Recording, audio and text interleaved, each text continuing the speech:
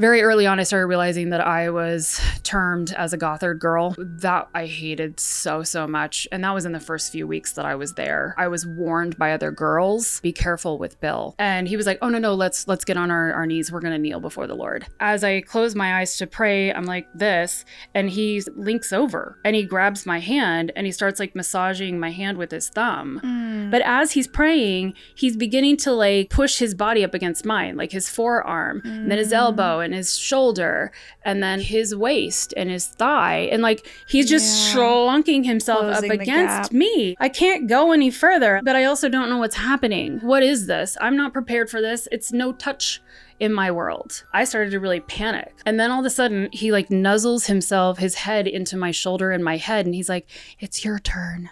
And I'm like, my turn to what? Bill knows what I've been taught. He knows how deep in the mire I am with this. Yeah, he wrote the rule book. Exactly. And so he knows what I don't know and what I do about the world, about interactions, about purity culture, about authority. He's taking advantage of his own landscape that he's created, you know, knowing that I don't have a way out.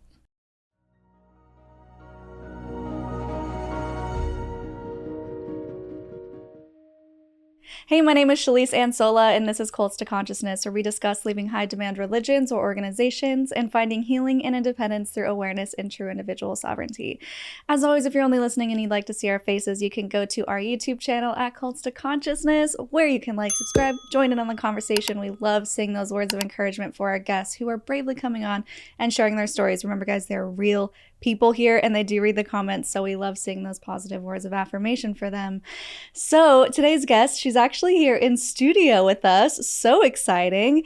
She is from the IBLP, not from, but her family practiced the IBLP principles. We're going to talk about her life growing up in the ATI school system. She was part of the Shiny Happy People documentary that you may have seen about the Duggars and the lifestyle around the IBLP. We're going to discuss ways in which she was actually picked out by Bill Gothard himself, the leader, and how that affected her and what she had to go through there. So thank you so much for joining us, Lindsey Williams. Thank you. I'm so excited to finally like be on this with you. Yeah, it's so great. Yeah. It's funny. We got connected through Davey Jackson. He was in town and he was like, is there any way like we can maybe use your studio? I'm recording with Lindsey. And I'm like, okay, cool. I didn't know it was you, Lindsey. And then we pull up to the street and I'm like, wait, is the Lindsey like that Lindsey? So I'm like, we want to record with her too. We've been meaning to reach out. So for sure, it was a happy coincidence. I know, and you're not far from me either, which is just it's awesome. Yeah, it's not funny. I didn't know you were in LA either. I'm in the Valley. Well, thanks for being here. Thank you. It's always fun doing in studio. It's like such a different experience than just like looking at the camera. Like love you guys too. The vibe is so different. Yeah. Like you get, I don't know, there's just so much more energy to me. I feel more electrified even just like walking into it. I'm like, it's not a computer screen that you're just kind of like a little disconnected from the person you're talking to. Yeah, for sure. Well, you have quite the story and we're just going to dive into it or we will run out of time. Yeah. So I think what I want to do is just start from the beginning with your childhood, just the ways in which you were raised around the IBLP, which for those who aren't familiar, the Institute and Basic Life Principles. It's kind of like a program that Bill Gothard put together. It's not a religion specifically. It is something that he injected into, I would say, more extreme Christian fundamentalist groups, right? Mm-hmm. And it was just kind of like an additional layer of fundamentalism that was put upon these families, and we're going to see how that played into your life. Yeah, absolutely. It IBLP, perfect description of it, honestly. Bill Gothard started it back in like the 60s, and it was really just a kind of an outreach program to youth. And then it's just started to spiral upwards with just more people wanted to hear it. And it really did gain a lot of attention in the 70s and then into the 80s. And he started to create this basic seminar and advanced seminar that people could go to, where he said, here are all of your problems. Here's all the answers from my interpretation of scripture. Mm-hmm. it's not necessarily the worst idea ever if you are a Christian saying, hey, here are the things I believe from the Bible, and these might help you. However, he just goes so much further into the restrictions and to this strange and deep fringe conservatism that it puts so much pressure and stress and strain on every individual because it's impossible to meet the standards that he demands of people. Or basically, I guess he would say he's not demanding it, but he's saying if you rise to these 7 principles and you follow them perfectly, your life will be perfect. You will have full success. Everything will fall in your lap by God's divine blessing to you by doing all of these things perfectly. They're pretty impossible to live out perfectly. But through all of these seminars, he's getting all of this attention across the nation. And then he decides, I'm going to start a homeschooling program. And it's also derived out of his materials that we already know from the seminars. And he focuses on Matthew 5, 6, and 7, specifically the Sermon on the Mount, as the educational foundation for children. Right. So what is, yeah, you're like, this is, and me not knowing my scriptures, I'm like, let's talk about what that means. I'm not even gonna go into it because all I'm gonna say is it's just heavy. Yeah. And you know, and when you have children and you're trying to have an educational program off of scripture, it's not children, here's how you write the letter A, B, and C. Yeah. It's here's this really hefty, meaty passage of scripture that somehow you might not understand it now, but it's going in your ears. You're getting indoctrinated. You're getting conditioned that this is the playing field for you. This is, or maybe to better explain it, this is the construct in which and the confines that you will reside, even though you don't fully understand it yet. Yeah. And these wisdom booklets, there were 54 of them. I have a link on my link tree from the Cult Chronicles on Instagram and TikTok that you can actually go to in my link tree that the link goes to the 54 wisdom booklets that some wonderful human beings scanned in every single one. Wow. So if anyone is ever curious and want to like, I don't know, see what my education was like, go take a look. Because I mean, it's shocking. It's shocking. To me, it's if you wanted to have some psychological discussion in college, maybe this would be an interesting conversation to have of someone's belief system, but it's not digestible for children. Yeah. And it's not an education. It's not a comprehensive education. No. So just to give people an idea, I'm trying to remember some of the things in there. Obviously, there's a lot to do with modesty and eye traps. So like this shirt would definitely not be okay because there's a V, right? And it points to my boobs. Yep. Same with slits in skirts. And you were supposed to be wearing so much trouble today. Right. You were supposed to wear dresses, right? And avoid pants. Was that enforced in your house? Oh, 100%. Yeah. But it was a weird, I think I even say it in the documentary where every time my parents would go to seminar, they would come back with more convictions of their spirit that, oh, we need to stop listening to rock music. So out goes even contemporary Christian music. Oh, we need to stop watching TV. Out goes the TV. Well, if we're not watching TV, out go the toys too that are connected to television shows. Well, now that you're getting a little bit older, you can't wear anything except for billowy blouses, skirts, everything has to go down to the ankle. The modern IBLP people now will wear them to the knee. And even for me still, I'm like, how? Like we were down to the ankles. I was suffocating in the summertime. Yeah. We'd have to wear pantyhose a lot of the time if you're going to church, things like that. I'm not saying pantyhose are the devil, but most women do not like pantyhose.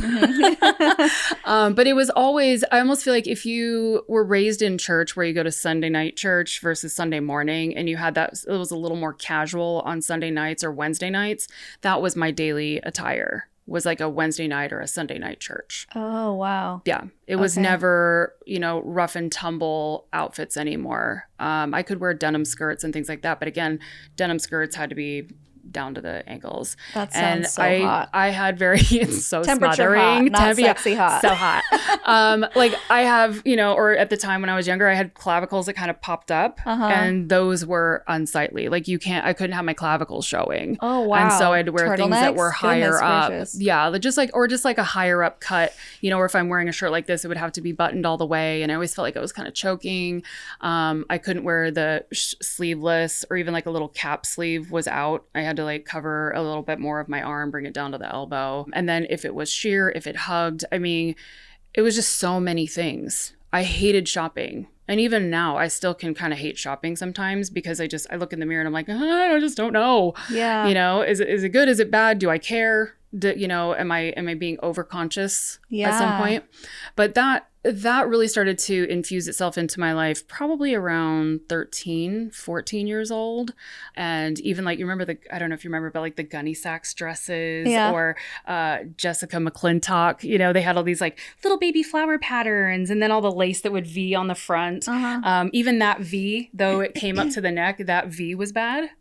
Because it pulled the eyes to the chest and down into the waist. So things like that were then out. And to me, I felt like it was just individualized. If someone saw something or perceived it from their perspective to be wrong, then you were wrong. Mm-hmm. Even if your parents were like, it's all right, somebody else within the system of IBLP and ATI or super hyper conservatism at your church could easily go to your dad or your mom and be like, you know what, I don't think she should be wearing that. My sons might be defrauded by your daughter. Yikes. Yeah. Defrauded. We love that word, Gross. don't we? Let's talk then about the schooling a little bit more, because I want to make it clear that we're not saying homeschooling is bad. Right. Because, of course, there are varying degrees of an education you can get from a homeschooling program. Yes. This one specifically is very much a religious homeschooling program to where you didn't get any secular education, or Correct. It seemed like they were cutting things out based on what matched up with the Bible and what didn't. Correct. And incredibly biased. Yeah. Very biased. I began reading some of the wisdom booklets for some other projects, which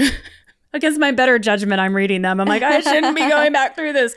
But the weird like callbacks too, or I didn't realize that that's where I had this weird instinct of thought where I'm kind of stumbling to try to find or remember one that I could really call up like quickly right now.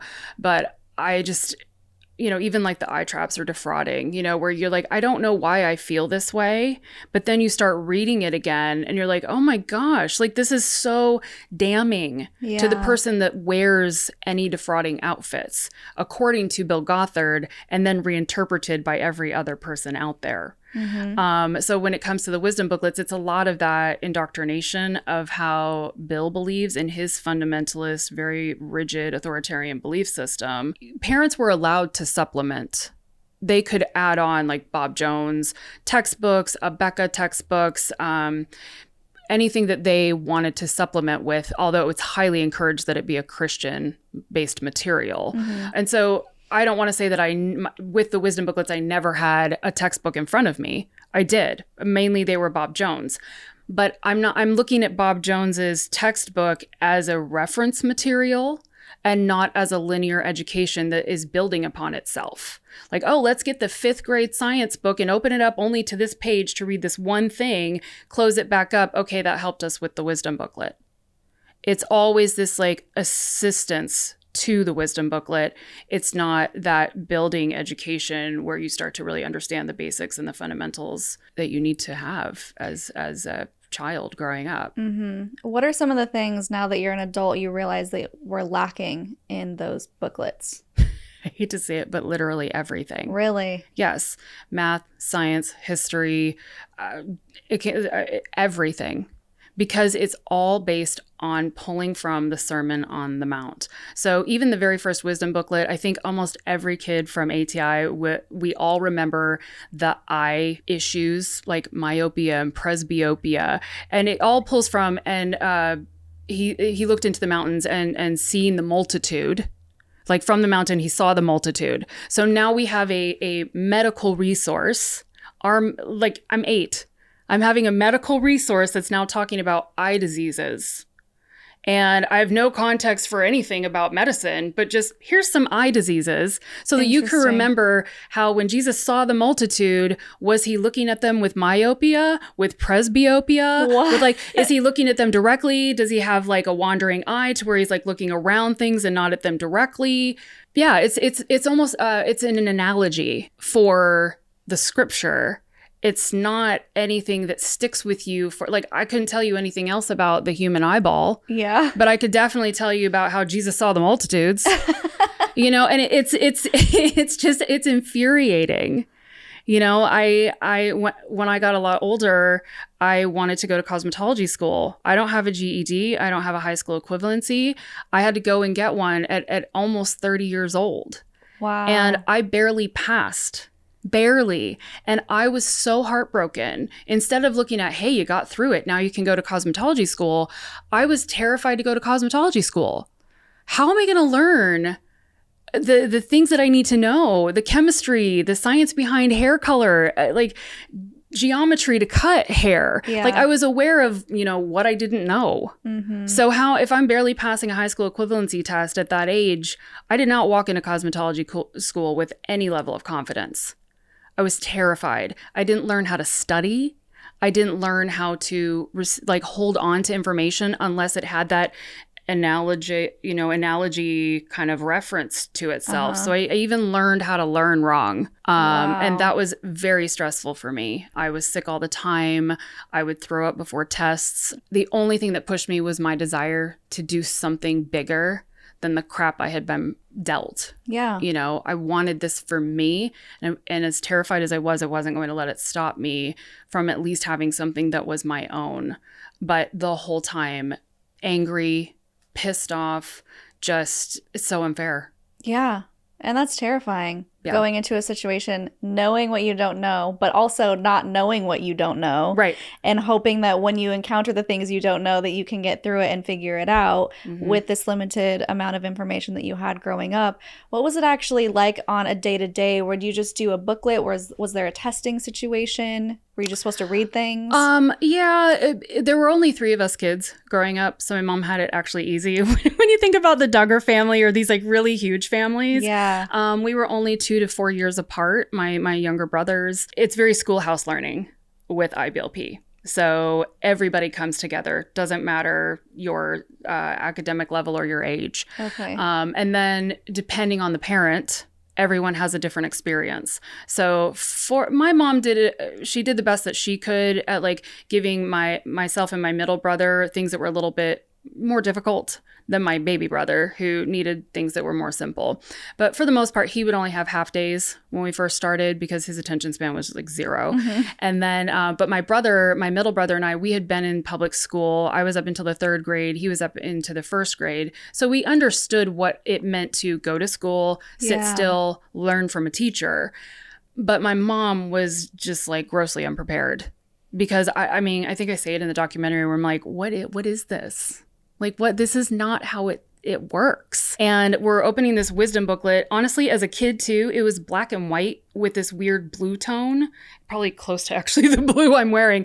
But it's such like there's no color. Yeah. It's like these weird, illustrations that are just sort of like penciled in. It's not exciting to look at. It also is just scripture. And I mean, no offense, but boring. It's boring. It's really boring. It's great for Sunday school, but guess what? I'm playing with like construction paper and I'm doing things that are bright and interesting and intrigue my growing mind versus this dull, more like college level information. But we would start out with like a Bible study in the morning. They called them wisdom searches. With our dad, we would get up in the morning before he went to work.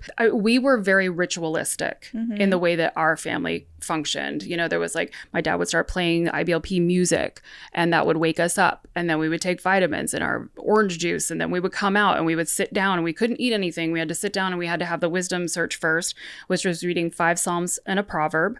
It's very long for children, you know, to sit through that. And then we would have to pull out a verse that meant something to us, which means even at a young age, I'm already manipulating because I'm like, I don't, what do I know? What, like, oh yeah, this verse means so much to me, Lord Jesus. Like, I mean, not to be flippant, but I'm a child, you know, and things are supposed to be a little bit more exciting and fun and activating. Play-based. Yeah, exactly.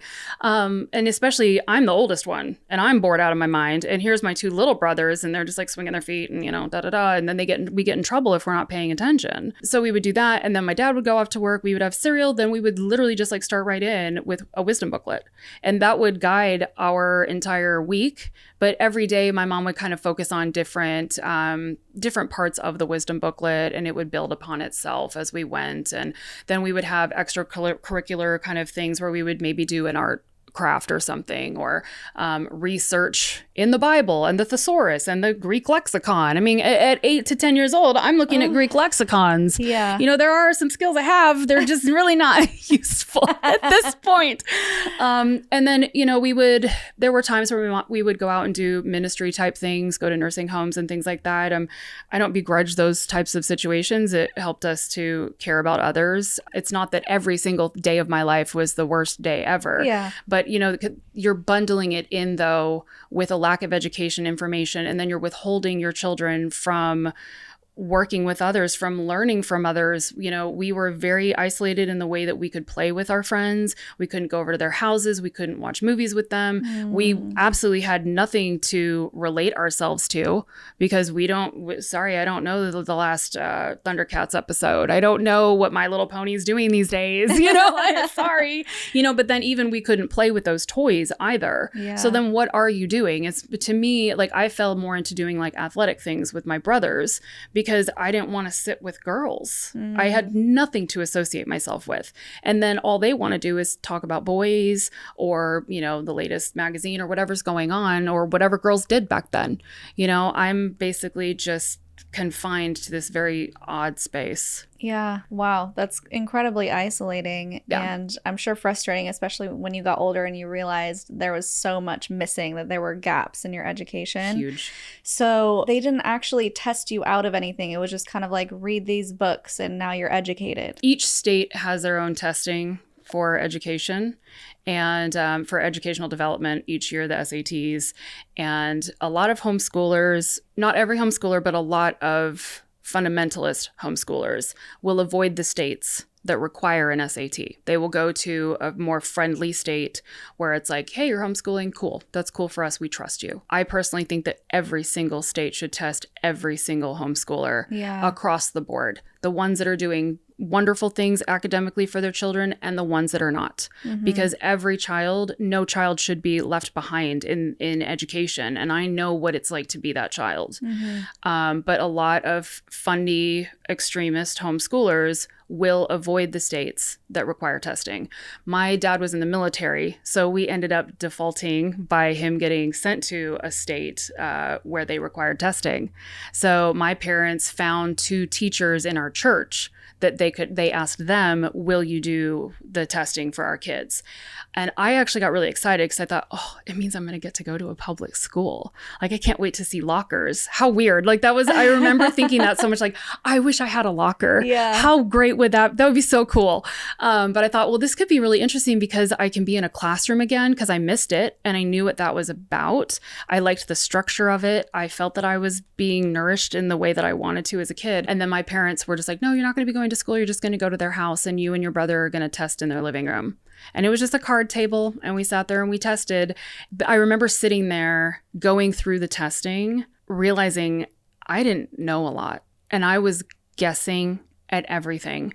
And I felt like such a failure. I didn't know at the time my parents were failing me. Yeah. I thought, I'm not absorbing the information that's here, but where have I seen this information?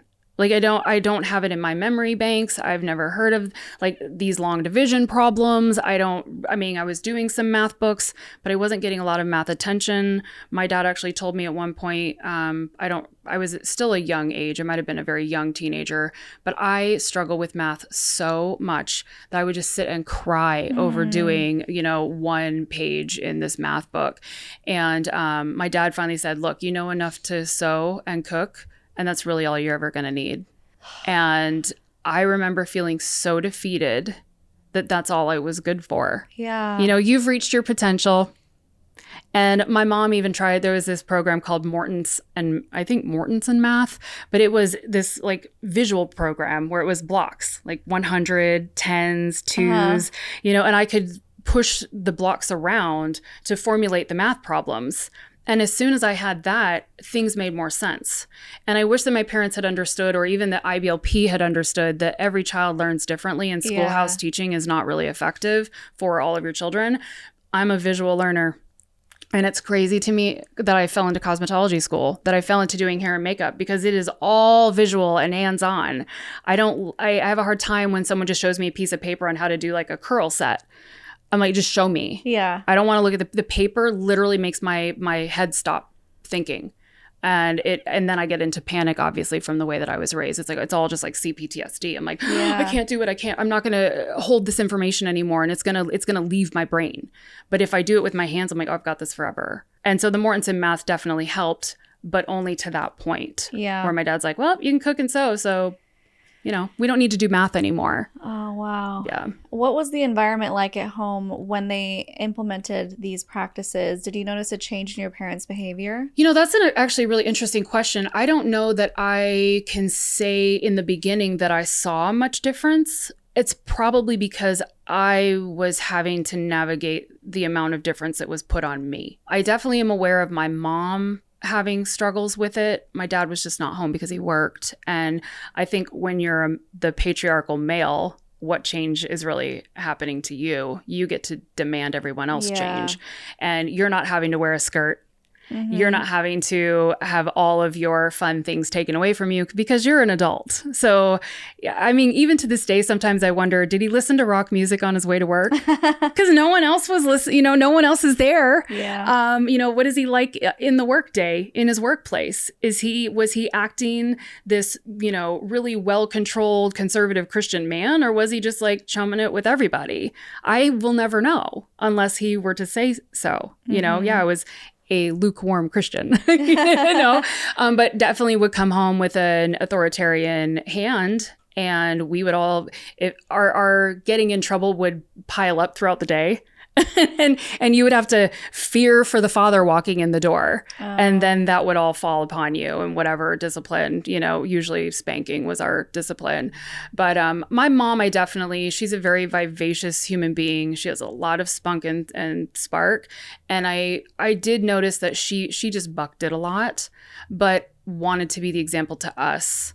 So I think that's probably also a reason why I never fully felt like I was adhering to anything, because I was aware of my dad being this authoritarian to us, and then my mom trying to carry it out, but also kind of cheating it sometimes, where we would be like, oh, we're going to go swimming. And she would let me wear like swim shorts with my swimsuit. Instead of and what? Maybe, well, a lot of girls were wearing like longer like dresses. Like you would have like a long t-shirt thing, which is pretty much a drowning hazard. Yeah. Or they would wear like really big shirts and really long skirts kind of things. And I hated it because I was very competitive, and I wanted to play with the boys, and I wanted to like really get out in the water and do crazy things. And or like diving. I loved diving. You cannot get a good dive when you're just like wrapped in clothing. Yeah. Or, during the holidays, she would rent a VCR TV set from Blockbuster. And I would sit and watch as many movies as I was allowed to that she would rent. Binging wasn't a thing back then, but I was definitely binging, anything I could get my hands on that wasn't just the droll stuff that was in my house every single day. Yeah. So do you feel like, I know it's hard to really comprehend when something is your reality, you don't really know what you're missing, or you don't know it should be something different. But do you remember feeling like you had a happy childhood? Do you remember having good memories of it, or did you feel pretty isolated? Isolated. Yeah. There were good times. I can obviously admit that there were moments, but the bad moments for my own my own mentality fixates on all of the negative because it was so much constantly all the time. Okay. And I think more so for women in IBLP and ATI and young girls than the boys. But again, it depends on who your parents are. Yeah. Because Bill Gothard, he has all of this information and he's imparting it to the parents. And then you have the ATI program, which is you're going to homeschool and instill godly character and principles into your children. But that's not regulated in any way of how to teach it, and only this way. It's whatever the parents then interpret it as and then put it forth into their kids. So some ATI families, a lot of the kids will say, I was fine. I had a great upbringing. Like, I learned so much. Congratulations. And I am genuinely happy for you, because that means you had parents that knew how to educate their children so that you could go. I know people that went and took the GED and went on to college. That means that they had a parent that really cared about their education, their academic education. But then you have people like my parents where that wasn't as big of a deal because they were more concerned about my spiritual well-being than my academic and my mental health and my ability to survive out in the world. Because, of course, Lindsey, you're a woman. You're not going to do anything beyond getting married, getting pregnant, and homeschooling your children. Right. This is written for you. So what am I feisty for? What am I desiring beyond this? And I've had friends ask me, like, did you ever dream when you were a kid of like things you could do in your life? And I'm like, no, not at all. Why would I? Yeah. I felt like I was a bit of a realist. I'm like, to be honest, I'm just going to get married. And even that, I really don't have a lot of control over. I just hope in my journals, I would constantly write, I just hope that whoever I marry is kind. And that to me shows just how much my upbringing was not kind. If that's all I was seeking in a partner was kindness. Yeah. Yeah. So you didn't feel like you were in a home with parents who really had that sort of, that bond, that connection of being affectionate with the children and really loving and caring for them. You didn't have that. No, not at all. And who knows? I can't profess to know my parents of how they felt at the time, but all I can speak of is from my experience and what I endured and what I saw from them, that we weren't allowed to hug each other as children. We weren't, if we were tussling on the floor, my dad would yell, get off of each other. Don't be, together. And I remember as I got a little bit older, again, we were roughhousers. Like we loved like messing with each other. And it just felt like, wait, what do you think we're doing? Yeah. What is where's your head? Mind? Why do you think that this is going on? And then the way that we were disciplined, I think that's why it will forever stick out in my head, because the goalpost moved constantly. You would think that you were following the rules, but then all of a sudden a rule you didn't know or the way you were perceived was now wrong. And so my friend always calls it my Rolodex. I would just Rolodex like, okay, now this isn't right. Put this in the file. Okay, now I can't do this. This is in the file. And at some point that file just became so fat that I was busting at the seams of just, what can I do?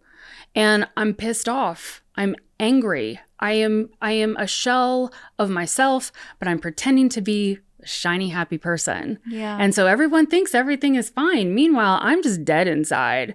I'm like, I have no future. I have no purpose.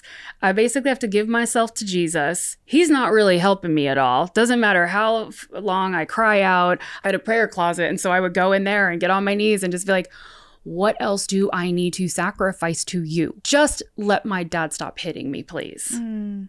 And as I get older, when's it going to stop? Yeah. And it really didn't stop until I was about 15, 16 years old. Really? And I would get so much panic that, I needed to behave. Even though everything in me was not a behavior. My dad wanted yes, sir, no, sir, yes, ma'am, no, ma'am. Be quick to, obey. And even if you lagged, go prepare for discipline. And you're just like, wait, what? I was on the floor, my foot fell asleep, or there's no excuses. Just get up and go. And it was that my entire home life, you know, and it doesn't make you want to hug that person. Like, I never had a desire to be physically close with my dad. With my mom, yes. I mean, she was your mother, that like maternal instinct that I remember laying in bed at night and you would call out, "Mom, can I have a hug?" You know, when you're a kid. And then it's, you know, she'd come in, kind of tuck you in, and it never connected with me that like you really, really deeply care about me. And I don't care what anyone says, a child knows, you know, I know. And I can't profess that I'm not saying that she didn't love me. But there was something there that just would disconnect. And I didn't feel that I was safe or that I was as protected as I needed to be. Both of them were not safe humans. Okay. And I know that that's very hard to hear for a lot of people. You know, my parents weren't safe. Well, they gave you a roof over your head. You were fed. They gave you scripture. You were homeschooled. You were, you know, all these things that you know, conservatives want to chalk up to like, look how great it was for you. But you're missing the fundamental point of what a child needs for safety. Yeah. And being hit is not safe.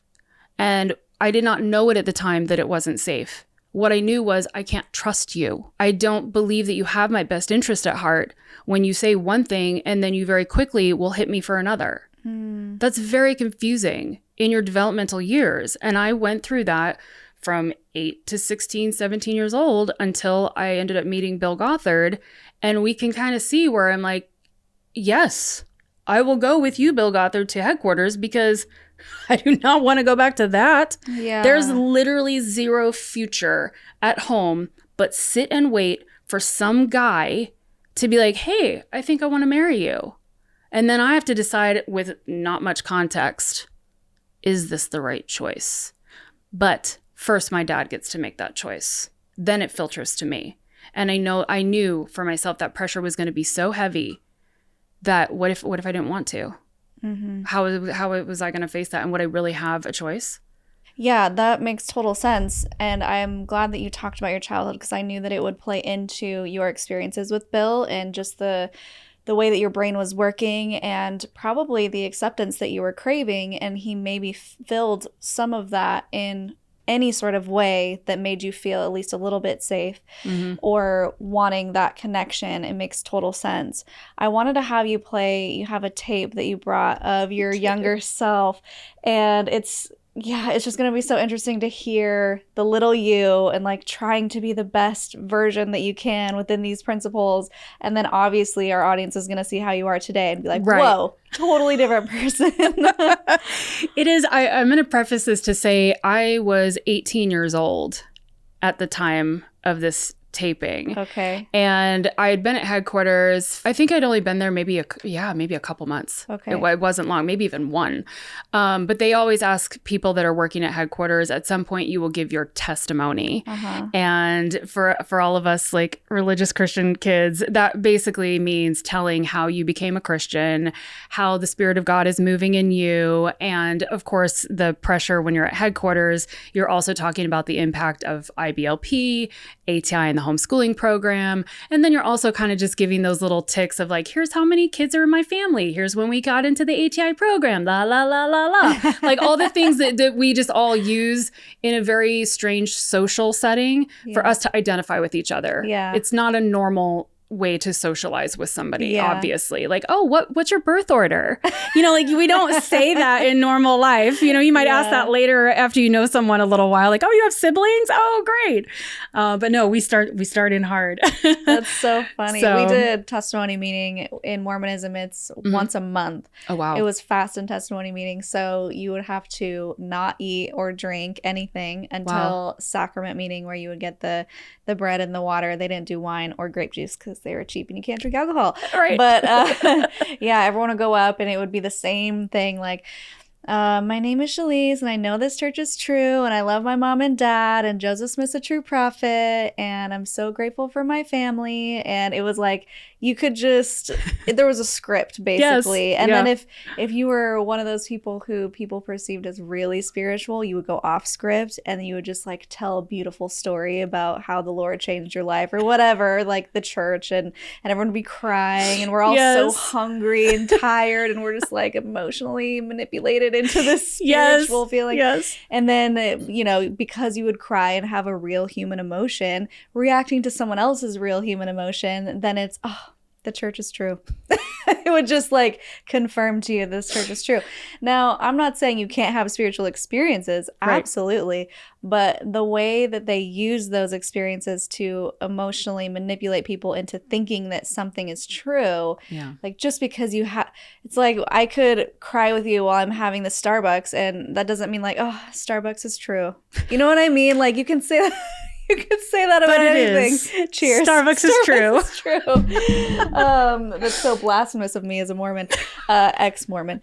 But yes, it's just really interesting how they use that, because it's such a great tool to get other people in their fields and to get other people thinking like, wow, I'm in their conviction, or like I believe them, and if they know it's true, then what's wrong with me? And it's just this cycle. Yeah. So they're having little 18-year-old you get up on stage. Yeah. And you are so right. That's why I was like, yes. Yes.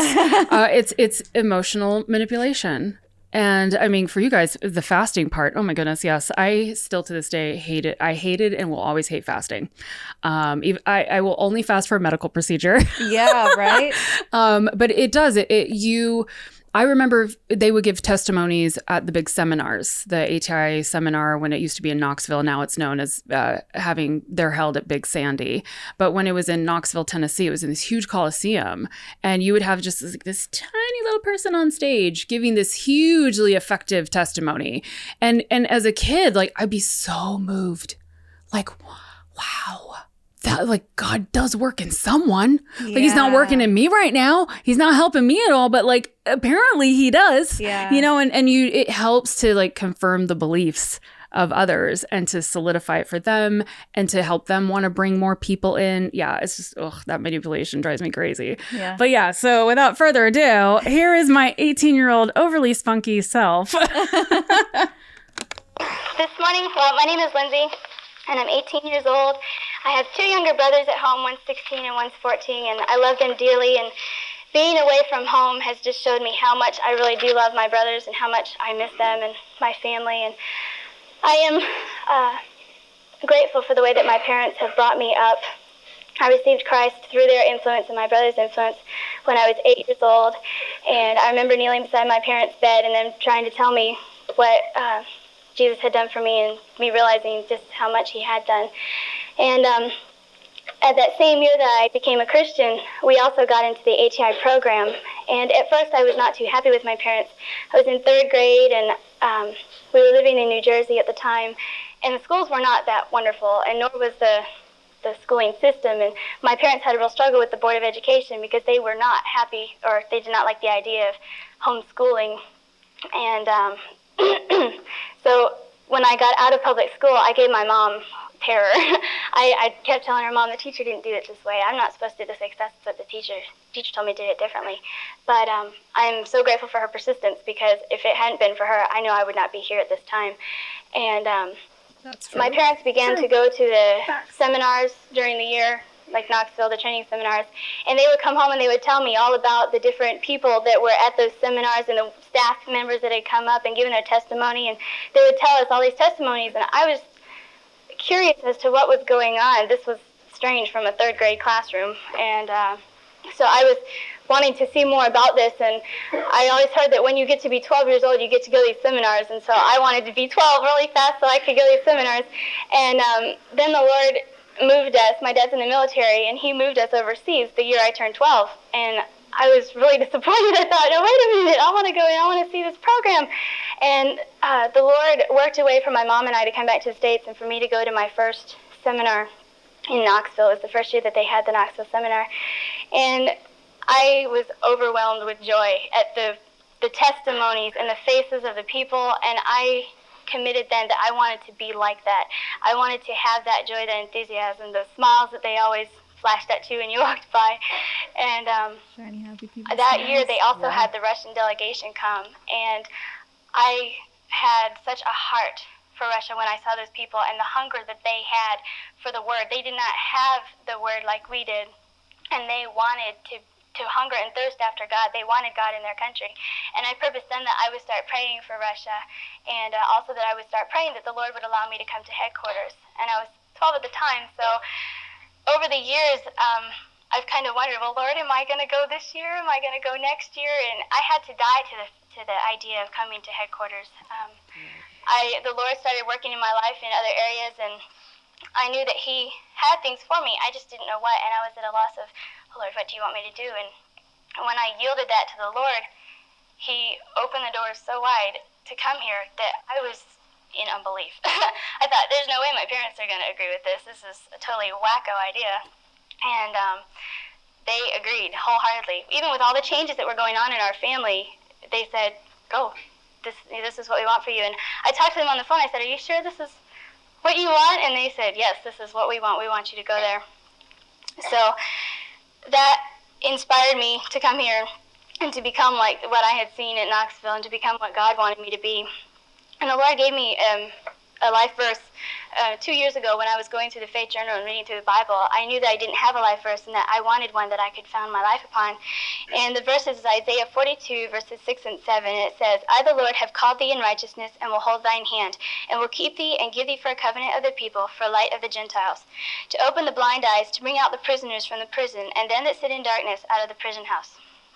And I found 4 different things that I don't know how far we want to go with it. I haven't listened to this in a while, so I'm like, I don't know. I just know it's long. Yeah. Like, I think it's like 20 minutes or 25 minutes. Oh, wow. Yeah. So it's like... what initially stands out to me is you're still very well spoken, obviously. Like, you spoke with conviction, and you didn't stumble. There were no pauses. It was just like, this is what I think, and this is what I'm going to tell you. So I love that you still had this like fighting spirit when you were a kid. Very much. It's just really interesting, the language and how it's so steeped in that religious tone of, well, the Lord did this, the Lord did that.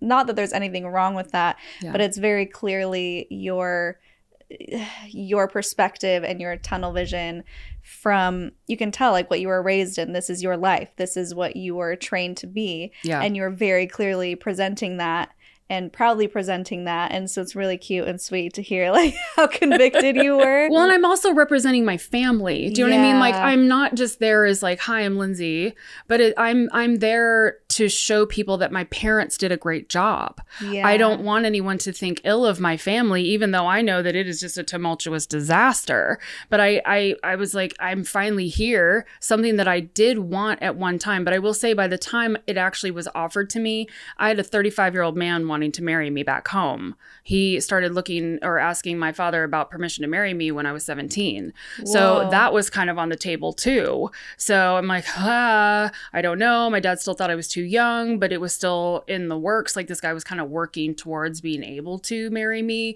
And then when Bill Gothard found out about that too, he was just like, you need to come to headquarters. And I was like, you know what? It sounds great. Because I don't want to deal with any of this right now. Mm-hmm. So yeah, bring me to headquarters. So I'm not just there as like, oh, it's Lindsey having a new experience, though it is. It's also, I'm an ambassador of my family. So I better make sure that the staff understand that like I embrace all of this completely. Mm-hmm. Do I in my faith? No. It's so weird for me to hear this because I know what was happening in me. And I had no language for it, but I was not safe to ever use that language either if I wanted to try to tell somebody, I'm being harmed at home. I don't know what to do with my life. I feel really confused. Well, for the system I'm in, it would not be safe to say that, because now I would be seen as someone who was lukewarm or didn't have that depth of faith. Mm-hmm. And so I am impostoring like my life depends on it. Yeah. You know, and yes, there is conviction. I learned how to manipulate. Okay. You know, and that is so hard when I hear this. It's just, I was the shiny, happy person. I had to be that. And I had seen the example for several years on stage. I'd heard every testimony. I knew what was expected of me to give to them. And there's a lot of honesty laced into it, you know, where I said there's big changes going on at home. Well, yeah, but it's not anything I can tell any of you. Only Bill knew the stuff that was going on with my family back home. Well, can we also just quickly touch on how it's actually encouraged to hit your children to some capacity, because I want to make sure people know that that's not just like a bad apple situation, that it's, you know, the book To Train Up Your Child. I don't know if your parents use that, but it's very much, this is how you hit your kids into submission, and this is how you teach them to obey. And we're talking about doing that with babies and infants, and it's really awful. And I know that it's not technically connected, that How to Train Your Child, the Michael and Debbie Pearl books, but it was definitely promoted, I feel like, and they were coupled usually. Absolutely. And Bill, at all the seminars, basic, advanced seminars for the public, but also the homeschooling program, they had book tables. Okay. Those books were on the book tables. So anyone that wants to say any different, like that was never a part of ATI.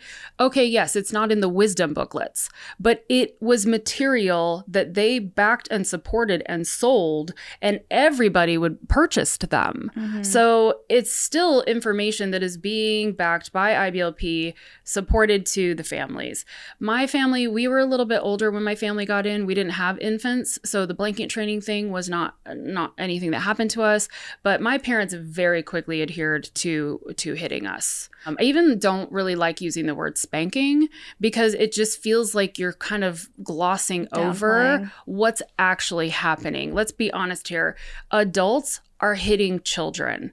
And though a lot of people do believe that hitting a child corrects their behavior, and that is true, hitting a child corrects behavior. It doesn't change how the child thinks about things in that course correction.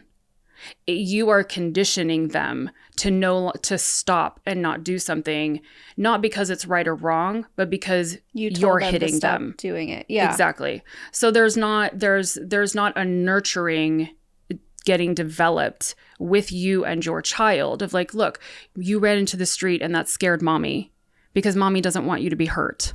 No, it's grab your child by the arm, drag them inside, bend them over a bed, and hit them. What is that child going to remember? That mom cares about me and doesn't want me to get hit by a car, or that mom would prefer to hurt me? Yeah. Because that's what I remember. I remember my parents hitting me constantly. So did I learn lessons? No, I remember that I was hit. I can't tell you the lessons I was supposed to learn in being hit. That all flies out the window. All I was ticking off the boxes was, okay, don't do this, don't do this, don't do this, never wear this again, don't look this way, say this, use this behavior. So by the time I'm at headquarters with this like facade of a person, I have just learned how to survive in this environment. And I don't know what other adults will do to me. I'm not sitting there thinking, oh, Bill Gothard's going to spank me at some point. But as I get into an adult where you probably won't discipline me in that manner, what else will you do? Will it be public shame and embarrassment? Because that's a lot of the times what happens in fundamentalist groups. It's shame, shunning, embarrassment. They know their language that they use that to some may not seem like a big deal, but to others, like, you defrauded an individual, you can no longer come to our church. The shame, the humiliation, it partners with spanking your child, the shame and the humiliation that you have. So where is the learning process in this? It's not learning, it's conditioning your children. Yeah, it's control over connection. Yes. So really it's just saying, I have control over you and you have to do what I say, not like you were saying, this is why we don't do something. Because people always say gentle parenting is just soft and you're raising snowflakes. But of course there's going to be different levels and variances with it. You don't have to be like, okay, honey, don't run into the street. You can still have a stern, like, we do not do that because you will be in danger and we don't want that. There's ways to do it without physically harming your child. Correct. Because, I mean, there's so many studies and we could go on, and I'm sure people in the comments will say, well, spanking's fine. Please, I urge you to do the research, because I have looked into it and there are so many studies over the last 50 years of research showing that it is harmful to hurt your children, to spank your children, to hit them in any way, it actually changes their brain chemistry. And we know this, and stop doing it. So Please, stop doing it. please. There are different ways, better ways that will still allow them to trust you and will help them respect you, because a lot of times people will say, well, if I don't spank them, they won't respect me. But then you're teaching them, okay, so hitting is how you gain respect. And that's not going to help them either in the future. Right. Right. Don't hit your kids. So let's talk about how you actually ended up with Bill Gothard at headquarters. What was that process like? Did he handpick you? Was it your parents saying, hey, this might be good for you? How did that happen? I actually went to a seminar with my brother. My brother and I were working with the Children's Institute, which is a breakout session for the kids during the basic and advanced seminars. So the one that everyone can go to, they have like a little kids thing, kind of like a Sunday school. And we basically are teaching them, because we were raised in ATI, and we would teach them the character qualities that we already knew. So we're pretty effective because we passionately understand it and we know how to be excited about it. And we're given a lot of like fun play tools and, you know, that fun learning experience for the kids. We had done it at a few seminars and were asked to come and work at this seminar in Atlanta, Georgia. And it was the first time we were going to be away from our parents. And I was so excited about it. Just to be kind of free of the oversight and the trust, you know, oh, they trust us. And it's my brother and I. And so we shared a hotel room. And I think the first day, you know, we were so excited. And we go down to the breakfast room. And we're sitting there with like a bunch of, it's just a sea of navy blue and white. You know, everybody's got the white blouses and their, you know, navy suits. And it felt like you're a part of something interesting and exciting. And as we're sitting at the table eating, Bill Gothard walks in. And we're all just like, like you could just hear the whole room just Bill. like got quiet. Yeah. Like, what is he doing at our hotel? You know, I don't even know what it was, like a Motel 6 or like whatever it may be. And we're just like, why is he here? And he just like walks in. He just has this little stance. He's kind of a shorter stature guy, but he's kind of tall and mighty in the way he carries himself. And we were just, so he gets his food, he goes and sits down, and there's a bunch of different round tables, and he's several round tables away from me. And of course, everybody's looking, you know, you're like trying to eat, and then you're just like looking. And my brother even was like, I can't believe he's here. And I'm like, I know, like, what? This is amazing, you know, because you do, of course, I'm still a kid. So I have this, you know, it's the guy that we always see on stage, and now he's like in the room with us. Yeah. And I'd already met him one other time when I was at one of the girls' seminars for 8 weeks. He came, and one of the pictures that's on my Instagram is of him and myself, and at my graduation. But at the time, he didn't, you know, it wasn't anything more than like, oh, it's our supreme Christian leader, you know, and you just like stand there and you take a picture, and he's got his arm kind of around you, and it's kind of weird, but you're like, oh, you know, but it's him, and it's the first time, and there you are. So I'm looking across at him, and I start realizing he's not looking at anyone else in the room. Every time I look up, he's just fixed on me. And I was like, does he remember me from Excel? Like, does he remember me from that other program? Because I think it was maybe only a year, 2 at most, but maybe a year prior that I was there. So I'm like, he's a man of God, you know, and I'm still trying to, do I believe that there is God? Because I'm not seeing the results in my life, but like maybe he just supplicates so deeply that, you know, God does speak through him. So maybe he's seeing something. And I'm like, maybe he sees God in me, like, even though I don't see it there. And he finally gets up and he comes over. And he asks if I can come and meet him after the seminar. And I was like, yes, sir. Yeah, absolutely. You know, he asked my name and he talked to my brother for a minute. But I was supposed to go down to the stage after the seminar and meet with him. How old were you? I was 18. Okay. And but very inexperienced, obviously kept in a bunker in my house.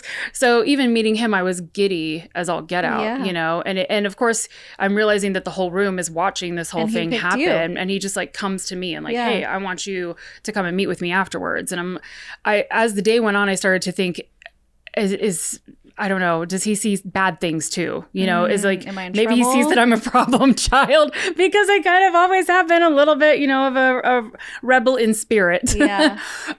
So I go down and I meet with him after the seminar, and I get in a van with him and some of the staff, and we go over to his office that he had there. And he was like, okay, you can go and help the women prepare the meal. And I go in with some of these wives, and I'm in the kitchen kitchen helping them make a dinner. And I'm excited to be there, but I'm also like, what is this? Like, oh, I guess I'm back in my place again, making food.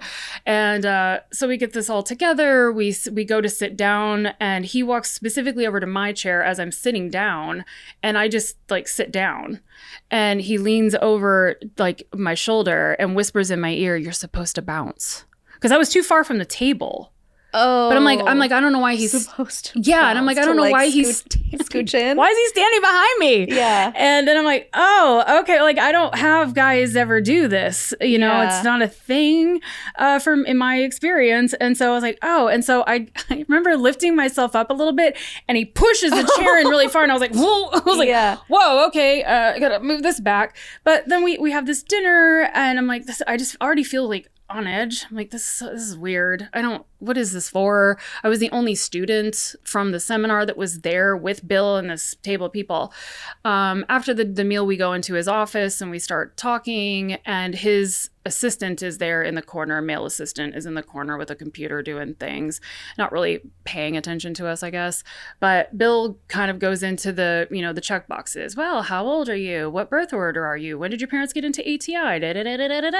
And as he's asking all these questions, have you done the faith journal? There's these different journals that they have us do too, that to me is more of like it's a rite of passage. Oh, I finished the faith journal, now this one. And a lot of kids don't end up doing it because they're very boring. And but I don't even think I ever finished any of them, but I had started the faith journal. But anyway, so I'm telling him all this, and then he's like, "So Lindsey, are you a virgin?" And I was like, oh. I remember looking over at the assistant, like male assistant, because I'm like, I know the word, and it had been said to me maybe not even a handful of times, maybe once or twice by my mother, but I don't even think my dad had ever used that word with me. So I was just like, wow, that's really, why is he asking me that?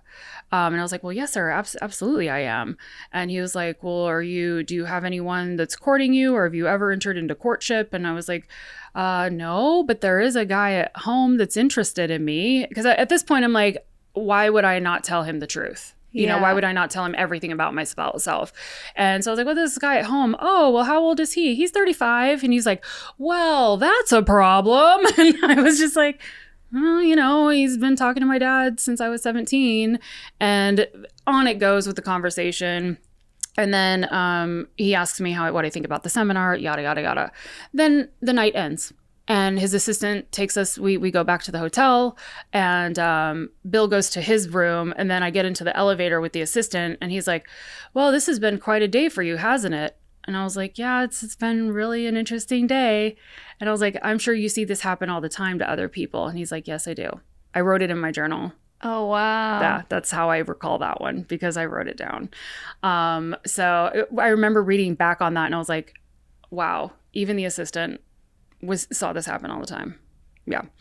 So as the week progresses, every day, every evening after the seminar, I'm meeting him. And like by Wednesday, Thursday, he's just like, so I'm going to need you to call this young man and let him know that you need to cut off this, kind of relationship. And I was like, there isn't a relationship, Mr. Gothard. Like, there isn't one at all. And he's like, yes, but you've captured his heart. So you need to release him. What? This isn't my fault. Yeah. Like, I feel very accused right now. Yeah. But I was like, oh no, I didn't. He's like, you need to release him emotionally.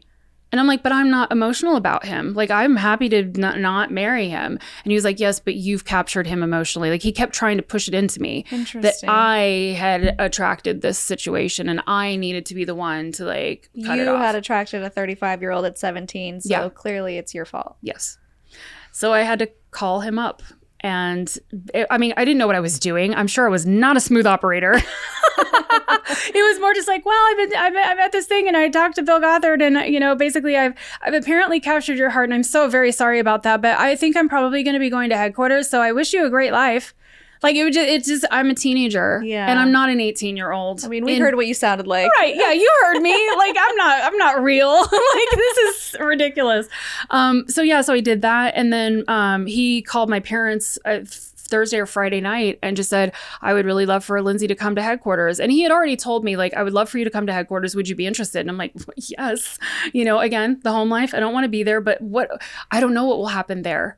How exciting! Like opportunity. And so, yes, please. But I was like, my parents are never going to go for it. Like, my dad was such a control freak. Like, he's not going to let me out of his grasp. And I was wrong. Fully shocked. He called them and they cooed like doves, honestly. Oh, yes, Mr. Gothard. Absolutely. We're so honored. Yeah. And it's a big honor for the parents that like, oh, our daughter's going to go to headquarters. Yeah. So I also did ask them, are you okay with it later? I called them back and was like, are you guys really okay with this? So I was like, the shoe's going to drop. Like, I'm going to get my heart set on this and I'm going to want this.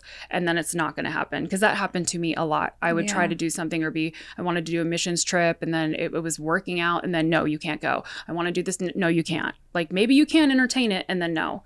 And I just literally felt like my dad just enjoyed, and this is only my perception, that he just enjoyed disappointing me. And so I was like, the shoe's going to drop. Like, at some point in the next 2 days, I'm not going to end up going to headquarters.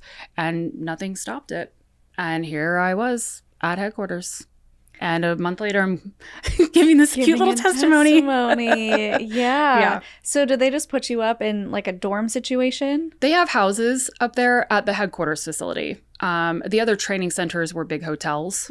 So you were very much in a compound, but headquarters is so different than any other property because it's staff buildings where you would go and work. The one I worked at was called the production center. And then Mr. Gothard's office was about a quarter of a mile away and it's called the staff center.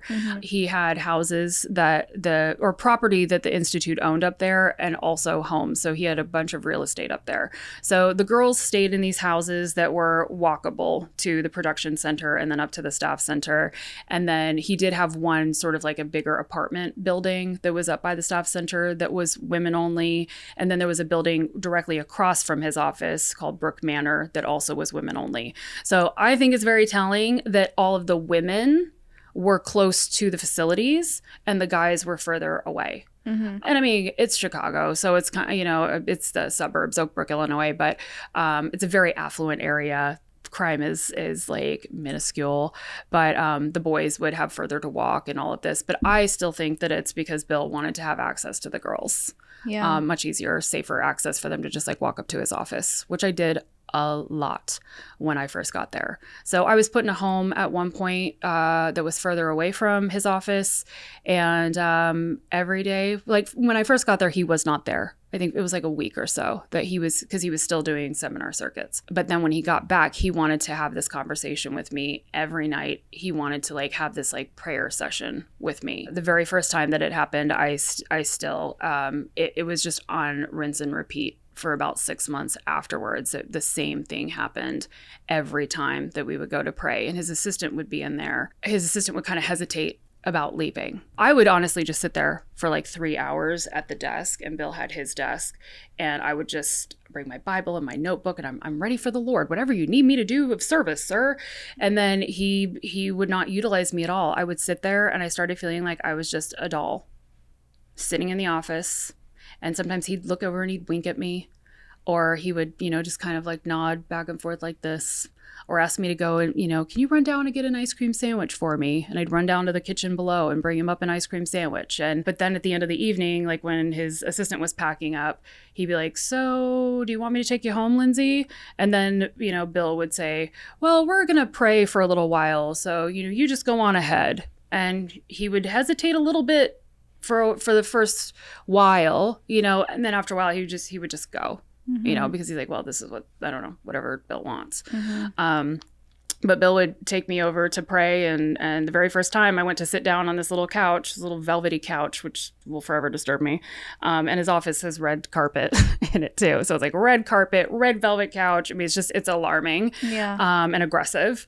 And I went to sit down to pray with him about stuff that was going on in my family, there was a lot of turmoil that was going on. So, I mean, to me at that point, I'm like, yeah, I understand. I wish I could get to the bottom of it and heal my family. So yeah, let's like sit down and try to pray about this. Because hey, if I've got Bill Gothard on my side, surely God's gonna hear, right? Like, because he's not hearing me. And he was like, oh no, let's get on our knees. We're gonna kneel before the Lord. I've always not liked kneeling. I don't know why, but it's just I think it's a submission thing. I don't like this idea that I have to get so low for God to even say, oh yes, now I deem you worthy of helping you. So like even people that have, get on face on the ground and prostrate before the Lord, it always bothered me. Like, how much more do you need of me? Do you like, and I even said in my testimony, I have to die to self. I mean, that was constant, dying to self, give it all up. So anyway, getting on my knees, I was already like, really? So we get on our knees and I was at the far end of the couch. He was over here. And then as I close my eyes to pray, I'm like this, and he links over and he grabs my hand and he starts like massaging my hand with his thumb. And I'm just like, how do I hold my, like, he's now got my hand. I was like, I'm just gonna what just do it like that. Yeah, I'm like, this is really awkward. And he starts praying first, but as he's praying, he's beginning to like push his body up against mine, like his forearm, and then his elbow and his shoulder, and then like his waist and his thigh, and like he's just slunking himself Closing up against me, and I'm just like, I can't go any further. Like, I'm at the side of this like Victorian kind of couch, but I also don't know what's happening. Like, what is this? I'm not prepared for this. It's no touch in my world. Yeah. And any touch is harmful touch. So I started to really panic. Like, how do I be normal? Pretend this is normal. You don't want him to know that you're not wanting to pray. Yeah. And so he gets down to like where our knee and our leg are touching, and then he starts clanking his shoe, like rubbing his foot against my foot. And so it's shoe against shoe. And I'm so sensory. And I'm just like, why are you clanking the shoes together? Like, stop. Yeah. And I couldn't tell you what he was praying about. We'll never, ever know what he was praying for. Every time this ever happened, my brain would just go to the physicality of what was going on. Yeah. And then all of a sudden, he like nuzzles his head into my shoulder and my head. And he's like, it's your turn. And I'm like, my turn to what? And I'm like, and I literally was like, do I start pushing myself back into him? I don't know what's happening. Yeah. And then I was like, oh, duh, Lindsey, pray. That's what you're here for. Yeah. So I was like, couldn't tell you what I prayed. I was in just like survival mode of, I just do the things that you do, shiny, happy people, manipulate. Is it working? I hope it's great. And then I said amen, and I released my hand. I stood up, I ran in, put all my stuff in the bag, and I was like, all right, Mr. Gothard, I'll see you tomorrow. And I was out. I didn't wait for him to say anything. And the whole way walking back in the dark, I was just shaking. And I was like, what was that? Yeah. I don't know. And it happened consistently 2, 3, 4 times a week, depended on what his schedule was. I talked to someone after the documentary came out who she was my roommate at headquarters for a while, a housemate. And I asked her, I'm like, do you remember, because we were in a bunk bed together. It's like, do you remember me coming home late all the time those first few months? And she's like, oh yeah, all the time. And I was like, do you know what I was doing? She's like, you were with Bill. I really thought I was hiding it.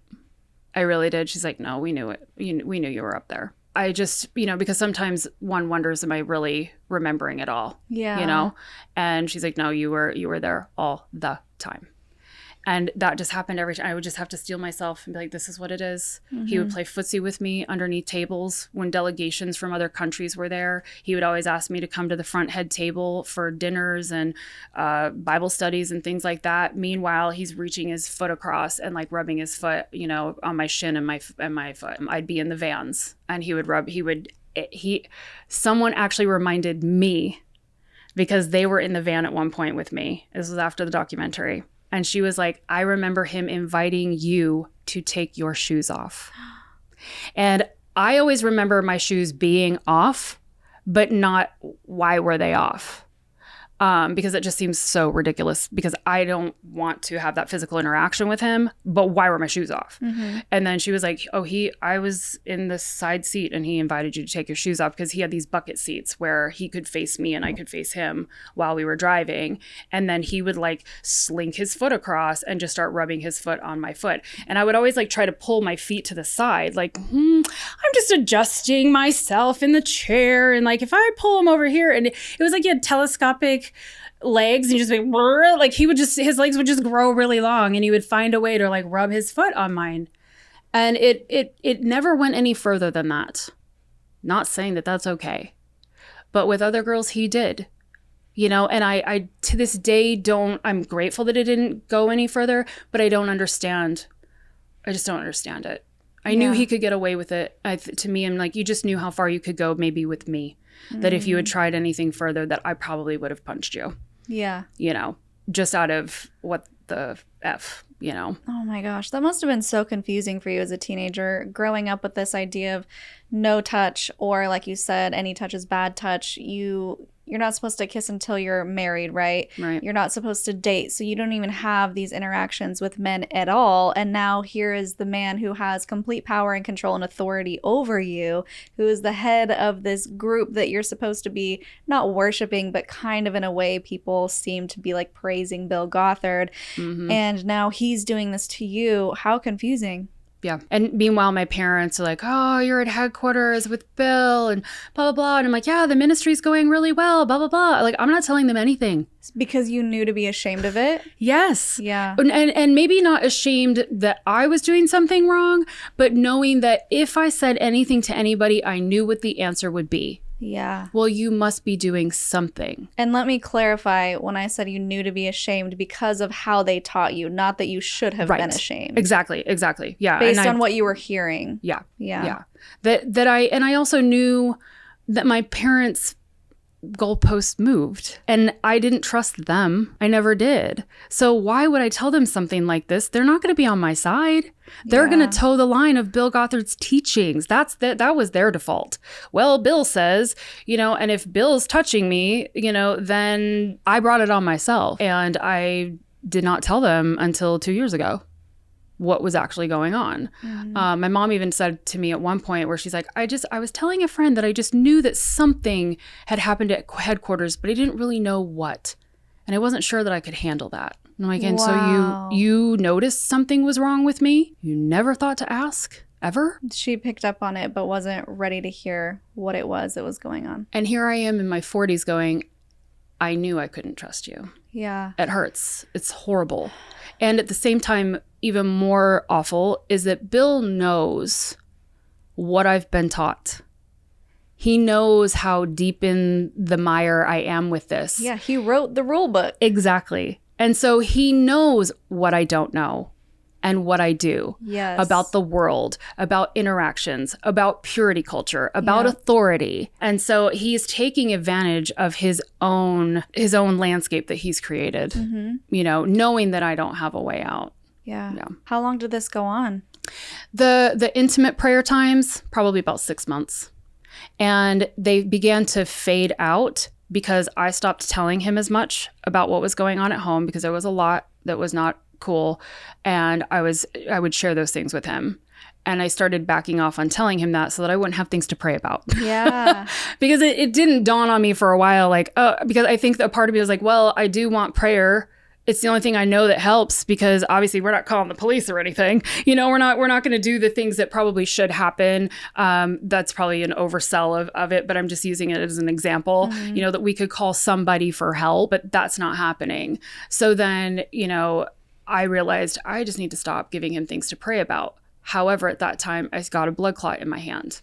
So then I was in the hospital for a week. Then I'm on blood thinners. I have to go to a doctor. He wants me to go to his doctor. Like at every turn, he would insert himself as a father figure to me, and he would say it quite often. Even in that original conversation I had with him back at the seminar, when I was in his office with his assistant, he even asked me, he was like, so, you know, I don't know why he asked this, but he was like, your father is your real father. And I was like, no, he's actually my adopted father.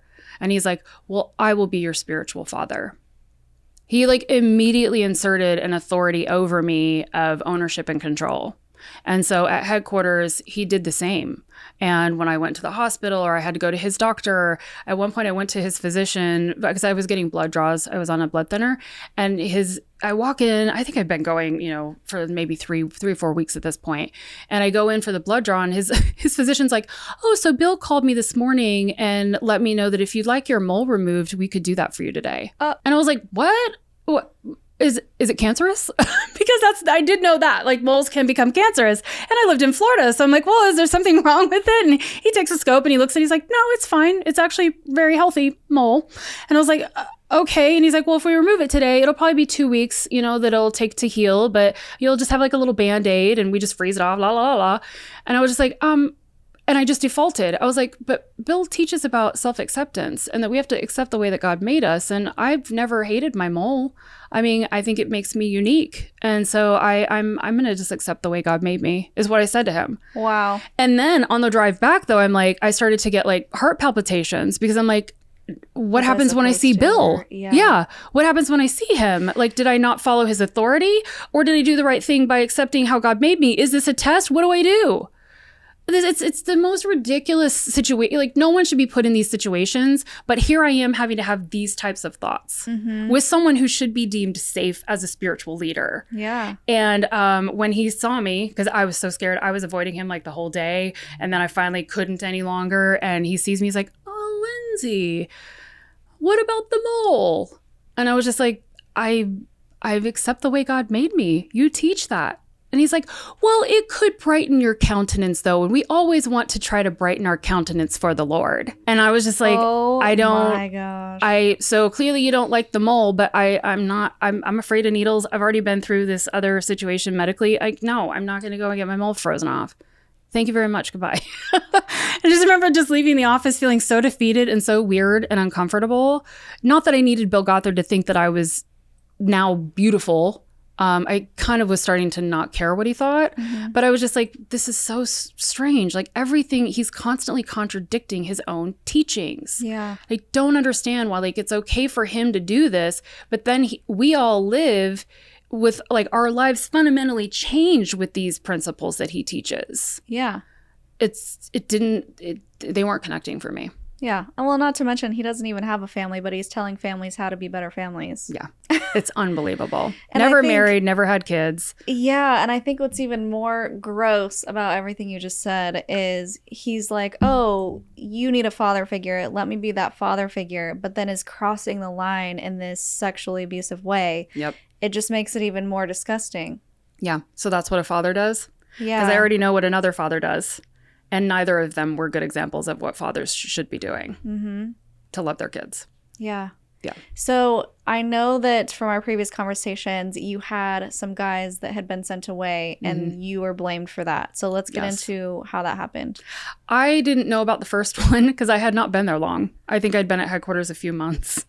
And I found out way later that apparently he went to Bill and said, I'm really thinking that Lindsey might be the one for me. And I want to, I'm going to talk to my parents and about asking her father for permission to enter into courtship.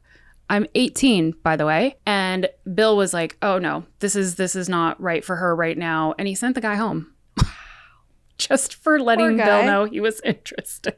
Yeah. I was like, wow, that stinks, man. I'm so sorry. You know who you are. No one should have to go through that. It's so shameful, and just one day he was gone and I didn't know why. Because I didn't have that close of a friendship with him. And then the second guy was another situation where, we were friends and it was just, again, it was being misperceived, constantly. The relationship or friendship that we had, it was getting construed into this like really deep relationship, and he ended up getting sent home as well. And that one hurt because I was just like, this is so ridiculous. I really care for him as a friend, but this is like, you just literally cannot have any friendships with guys here, even though it's more relaxed to where guys and girls can be together as far as like handbell choirs or choir practices or, doing activities and things. It can't, like, nothing can be received. Like riding in a car with another guy was just an absolute no. But I would see other people do it and they would never get in trouble.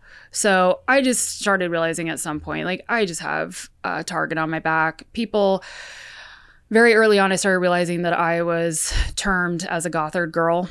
And that I hated so much. And that was in the first few weeks that I was there. I was warned by other girls, be careful with Bill. But they wouldn't go any further. Just be careful with Bill. Like, that's kind of self-righteous, like, just want to caution you. Be careful with Bill. What is that supposed to mean? He's my authority. Like, really, the ultimate. I've been programmed for that. And then what do I do? Sorry, Bill, I've been told to be careful with you. Like, I don't, like, what are you going to do? No, you do nothing. He had girls spying on each other too, where he would ask one person, oh, has this girl said anything about me at all? no, she hasn't said anything. Or you would tattle and be like, oh, Bill, I overheard this young girl talking about you the other day, saying that that we should be careful about being around you. And that person was sent home. Yeah. So it's very toxic and it's scary to navigate up there. But yeah, that other young man was sent home immediately. And I stayed. Like in all these situations, I'm the one staying. And I'm telling you, I'm not contributing that much to the ministry versus what the roles that these guys had, you know, in the ministry. So it always makes me laugh now because I'm like, what a dumb choice. Like just from a perspective of corporate, you know, I don't know, just like structure in your business, really stupid move. You know, but let's keep the eye candy, I guess, you know, there, because that kept Bill happy.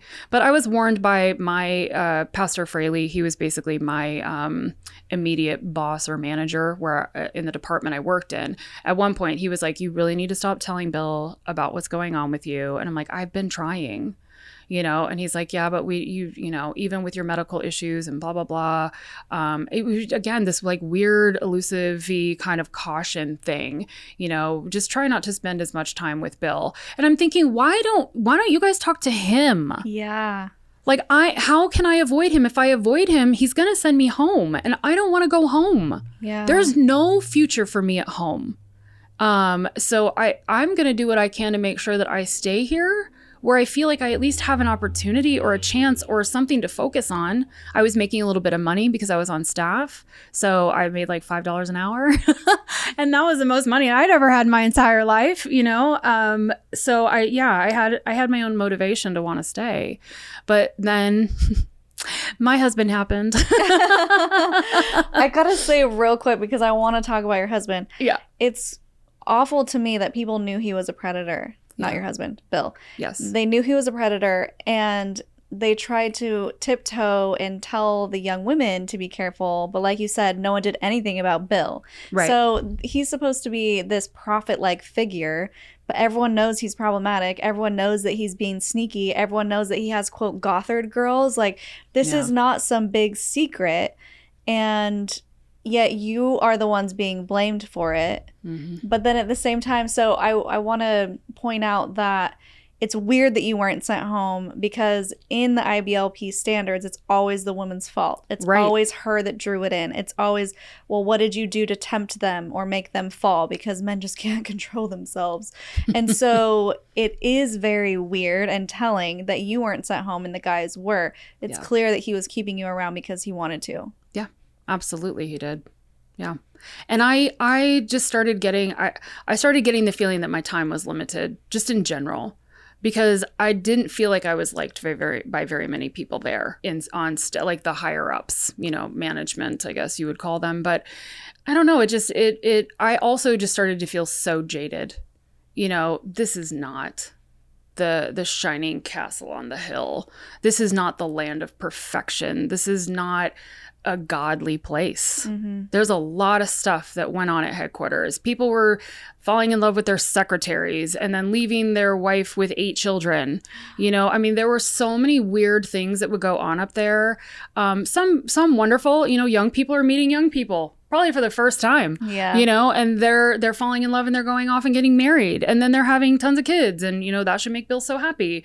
But he doesn't like losing his workforce. Yeah, you know. And I'm sorry, but when you have young people that are absolutely kept in a barrel at home, then they come up here and they get to meet each other.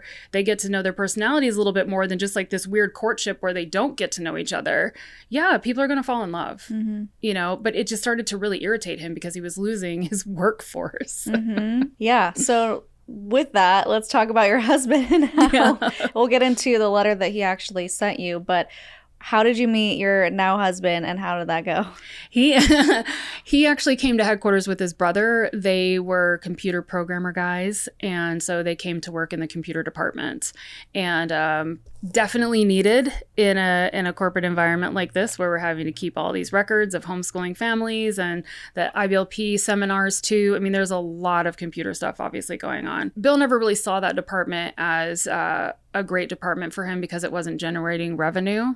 They were the ones that spent the money, but that's kind of how it goes with computer departments. Yeah. And you need them. But so for him, the ATI department and the seminar operations departments were his shining, fabulous areas. And I worked in the homeschooling department. So, but yeah, Bryce, my husband, came in and started doing like reprogramming some of our systems and everything. And I did not like him the first day I met him because I felt threatened. I wanted to learn how to program. I know, go figure.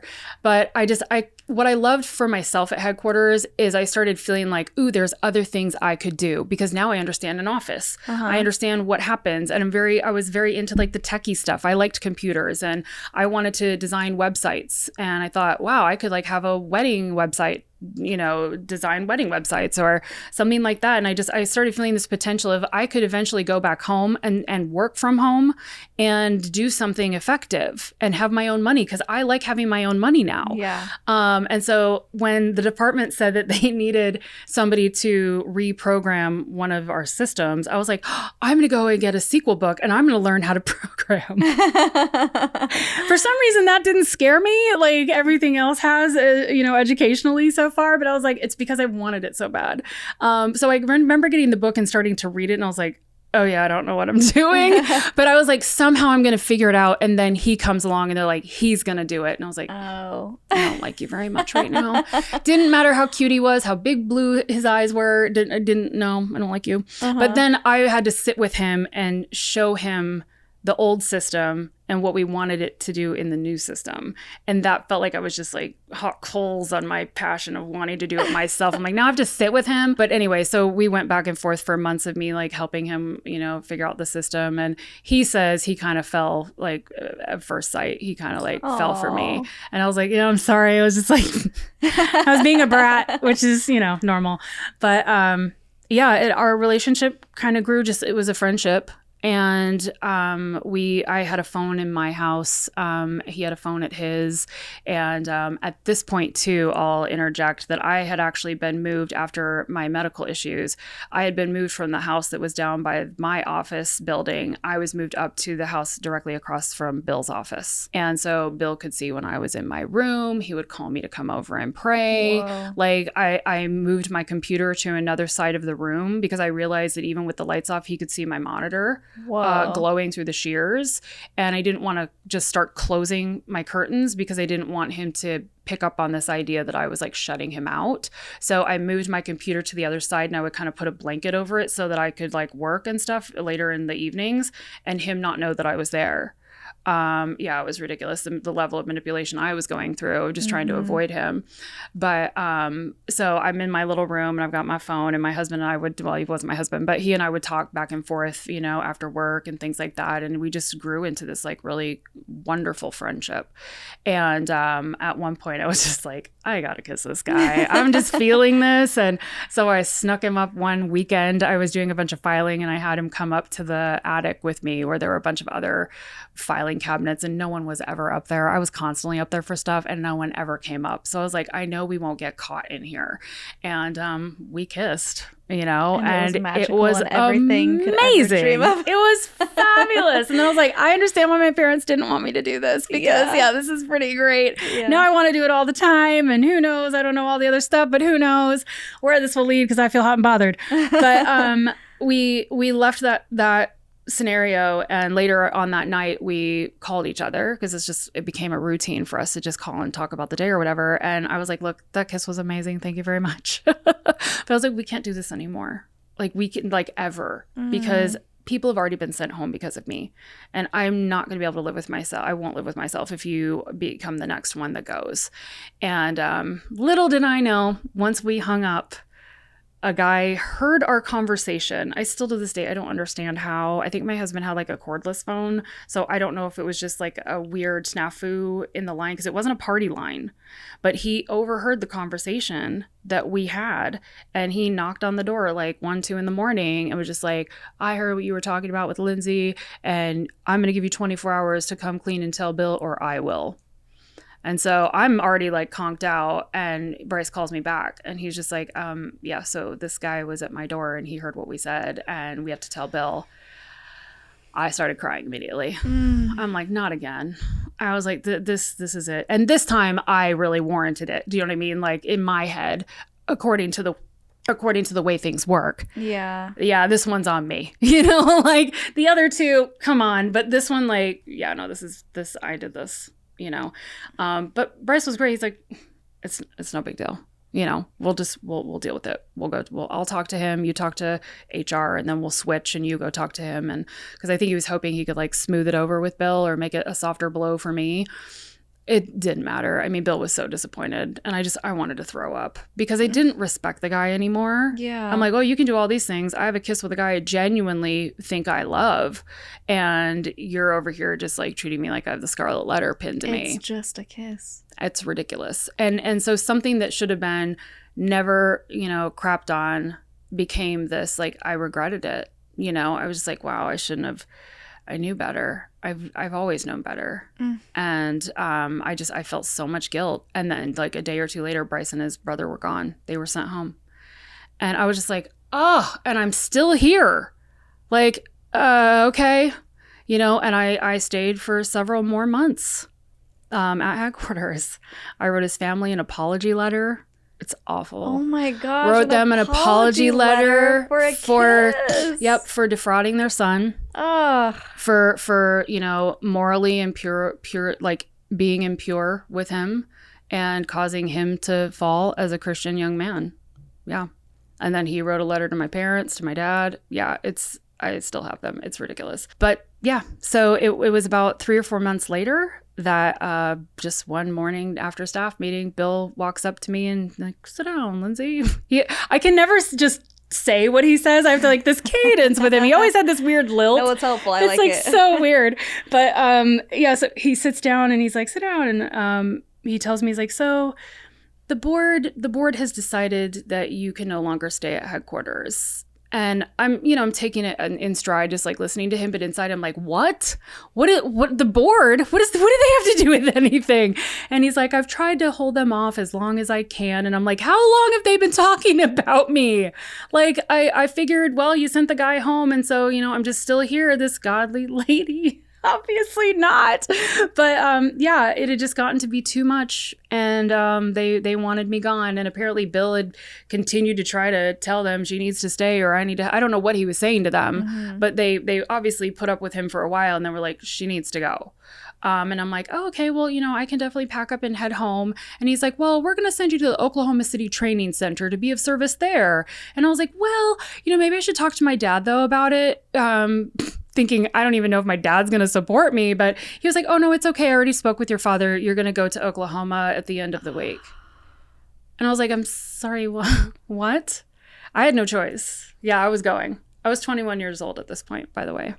And you had no choice. Yeah. Nope. And I barely had money. I might have had like $600 to my name.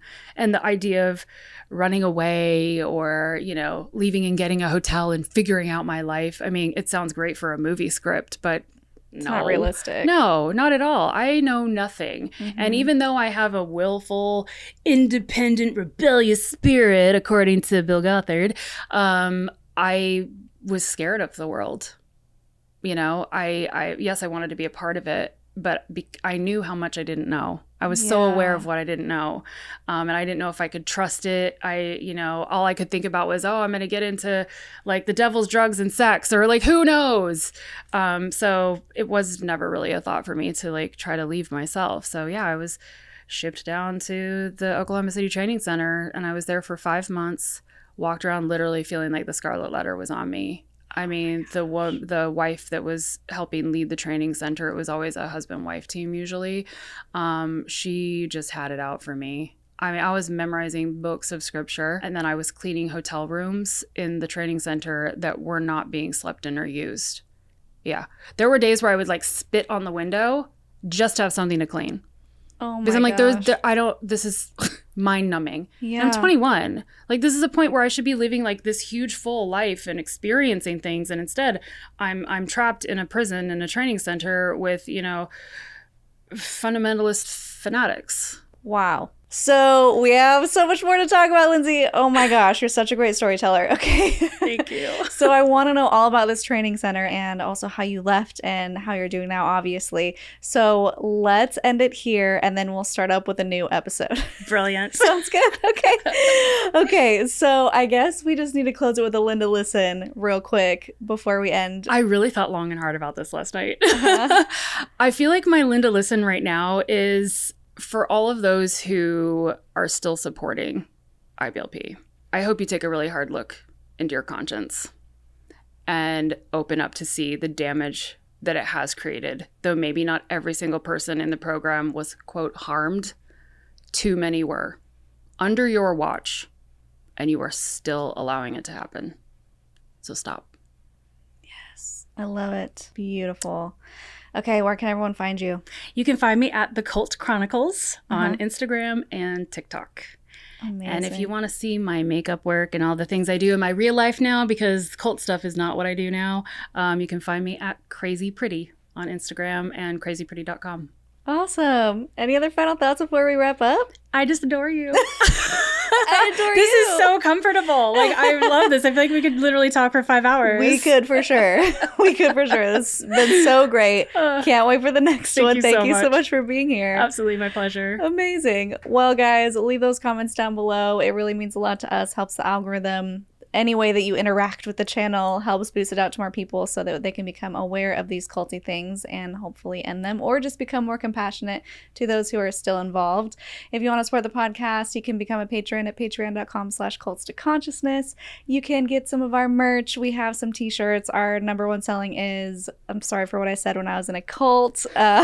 I think you deserve one of those. We gotta get Lindsey one of those for that tape. And Apostates Unite, all that good stuff. You can find that at cults2consciousness.com under the merch tab. And we are going to Costa Rica at the end of August. It's fully booked, but if you add your name to the wait list, if there are any cancellations, you'll be notified. And I think that's it. If you like this video, I'll link to more down here below. And until next time, follow your highest excitement, be conscious, and be well.